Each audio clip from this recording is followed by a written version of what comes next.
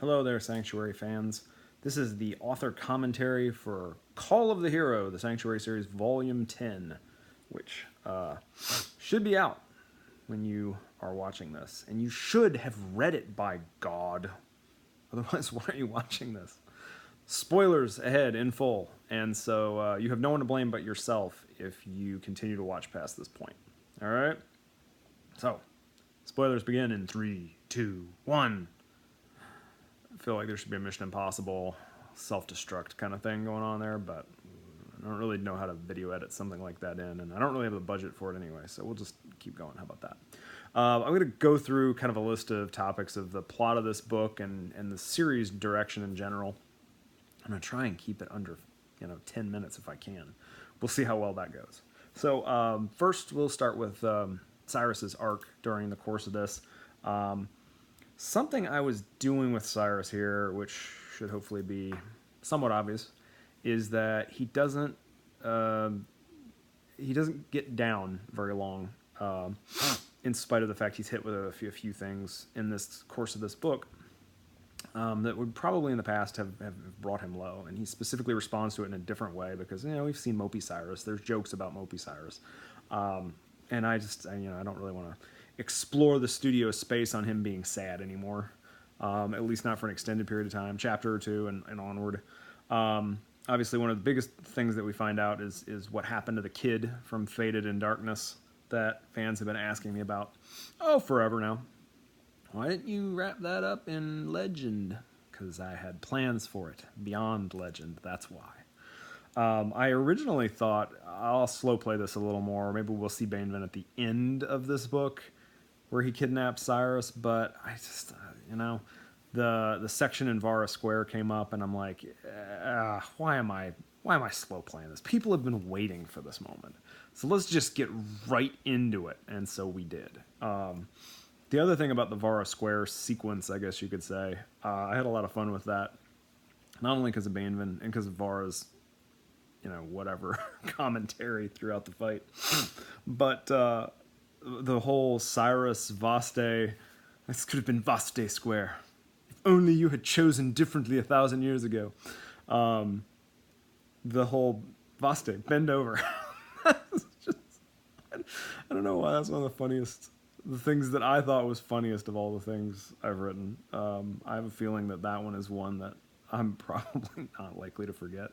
But if I do forget it, I will be so happy when I reread this in a year or two and laugh at that part again, because I think that was pretty funny.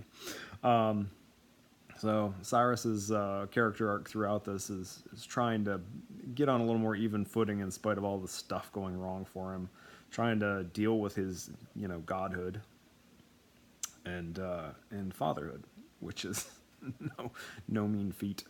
It's a lot to deal with, man. That's a lot.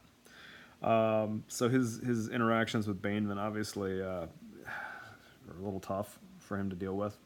And furthermore, the fact that Vara leaves, is the sort of thing that in the past would have completely knocked him for a loop. And I think it's to his credit he manages to stay more focused this time and soldier on.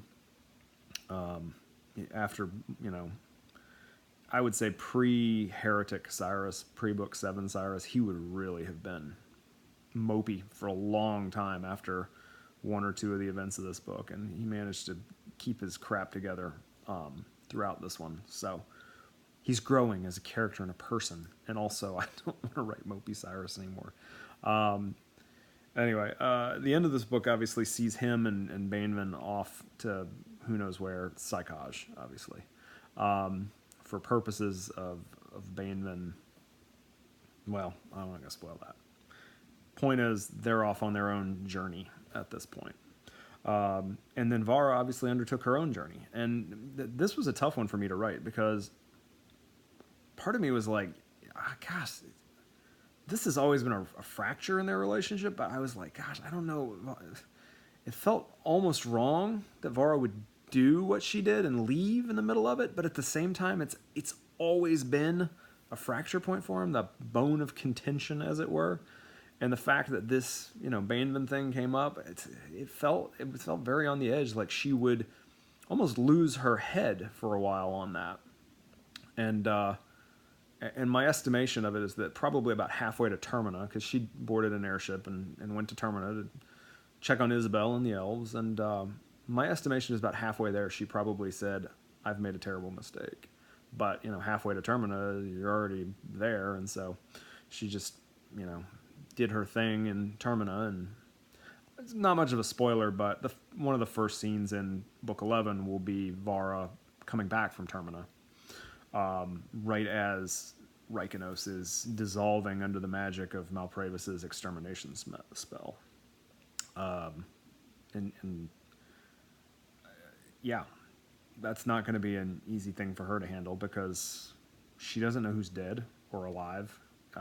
She'll have felt the same thing the rest of them felt, which is Sanctuary falling. And that's... Yikes. Rough luck. And then she'll have to claw her way out of that. Curatio, there's just so many threads in this book, which was part of the reason it probably took me so long to write. I started it, made it about 25,000 words into it. It's about a 126,000 word book, so I guess I made it about 20% of the way through. Couldn't get a lot of traction. Where did it end? It ended... that takes you probably up to a little past when Cyrus gets back to Sanctuary after getting tossed out of the Citadel. Brings Guy back with him. And then I came back and I did another 50,000 words, so I basically tripled it. Then I had to stop, and that probably is right about the time they're going to go raid the granaries or check out the granaries. I had to go and write, music, Girl in the Box 36. And then as soon as I finished that up, I went and wrote the last 50,000 words. I prefer not to write these books in pieces like that. I really would. I'm hoping to write the next one all in one good, solid go, straight through. It takes about 4 to 6 weeks if I can just focus and concentrate, but given I have other publishing deadlines, it's been a little tough to do that. But I must say the last few weeks of it went very smoothly and were a lot of fun. So I'm looking forward to getting into Book 11 after I churn out a couple more Sienna books and finish up her year's storyline. Anyway, Alaric. I talk about what I did with Alaric this time. He has got a little crush. Part of the fun of writing a long-running series is bringing out elements in your characters that you haven't seen yet.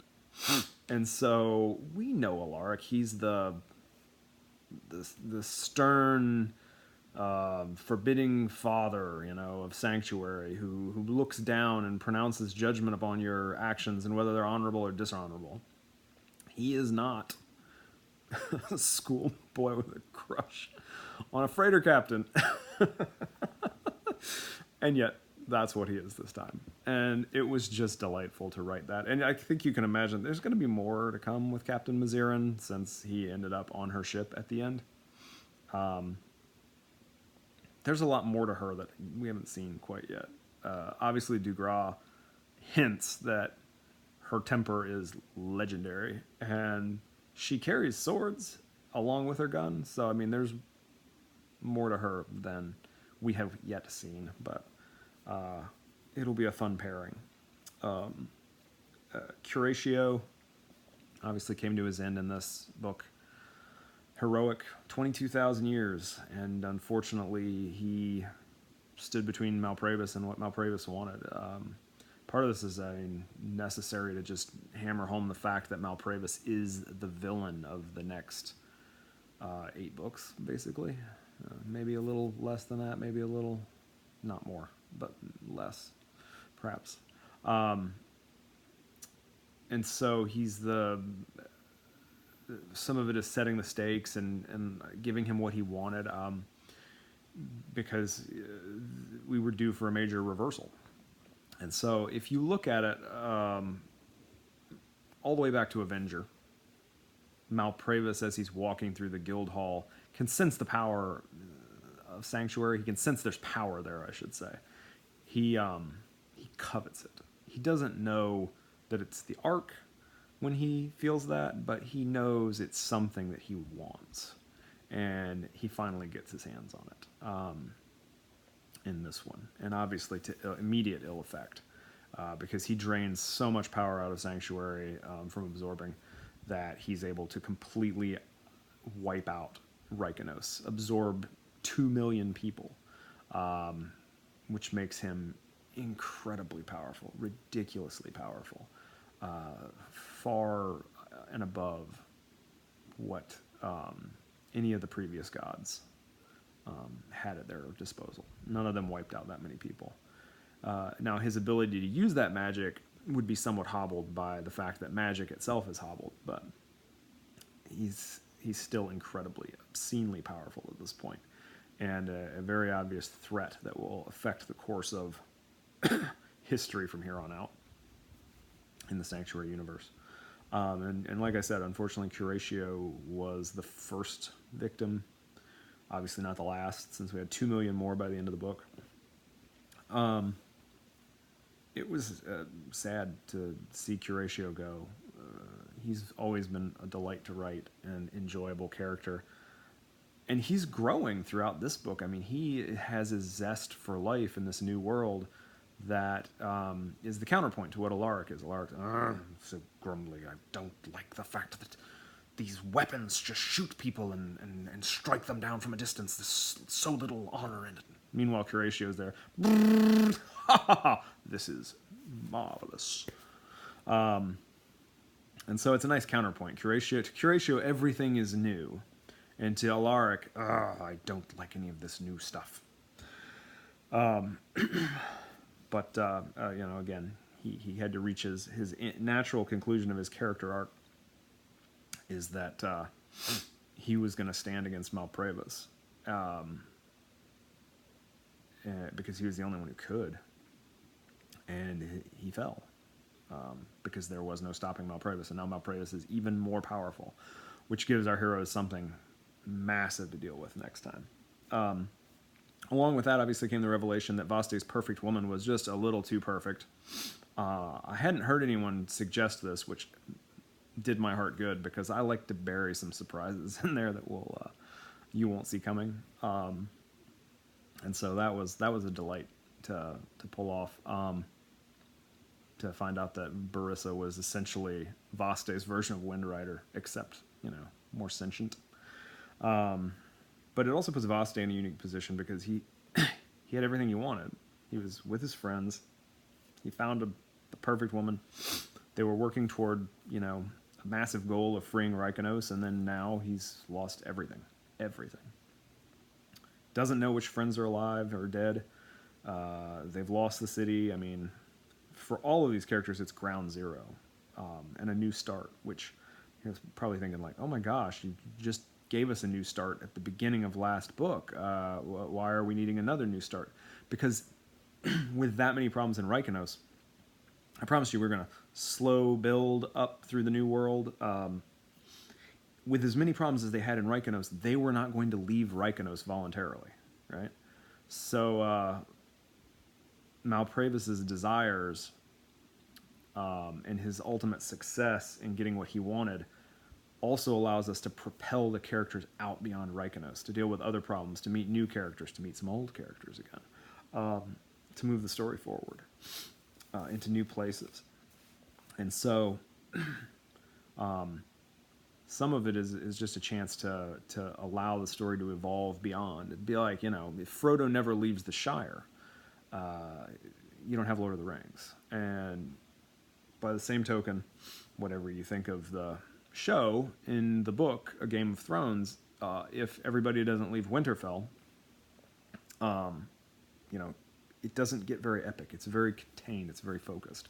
And so now we're forced to move beyond it and see what does the world look like outside those walls. Obviously, Vara already took that step, but none of the rest would have until they were forced to, and now they are forced to.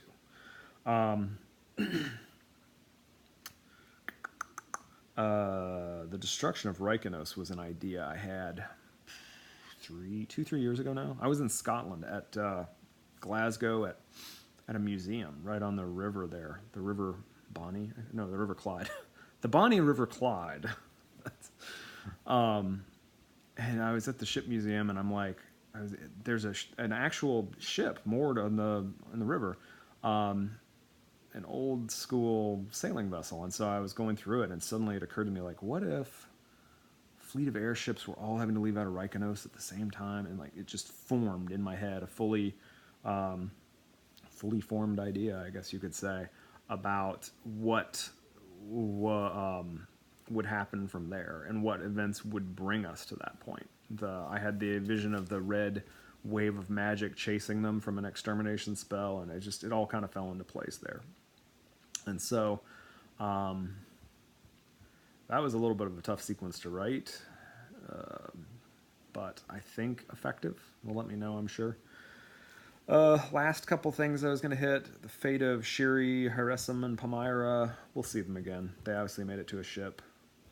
Basically, the only person who definitely died here was Curatio. Everyone else made it out, though none of them necessarily knows where any of the rest of them are. And so now we have a chance to take, the focal point of Reykjanes and start moving the story out, deltaing out into different directions. Cyrus is headed in his direction. Alaric and Guy and that executioner that in Maziran and Dugra are possibly headed in another direction. Vara is where she is. And so next book we start to see, what the next step is for them. They've lost Reykjanes. That was the entire driving focus of the last two books, and they fell short, as they seem to so much of the time. For all that Sanctuary and the people of Sanctuary have changed the world, they have suffered some breathtaking reversals, and this is probably their worst. And so it'll be interesting to see how they dig out of it. And I plan to write this book starting at the end of this year, but as always, plans have a way of falling by the wayside if I can't stay on schedule. But hopefully, early 2020 to mid 2020, we'll be seeing the next book, which is The Scourge of Despair. Someone pointed out to me that I'd never used "the" in a title before, and they're like, "No, don't use it." Like, okay, that's a minor quibble, but what if I'm referring to a specific scourge?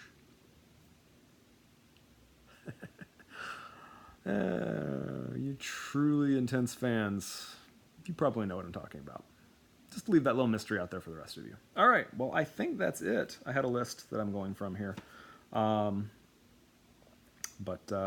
Yeah, there we go. Author commentary, Call of the Hero, the Sanctuary series, volume 10. I don't know. I feel like I should have a catchphrase to end this with, something from Alaric. Honor. All right, later.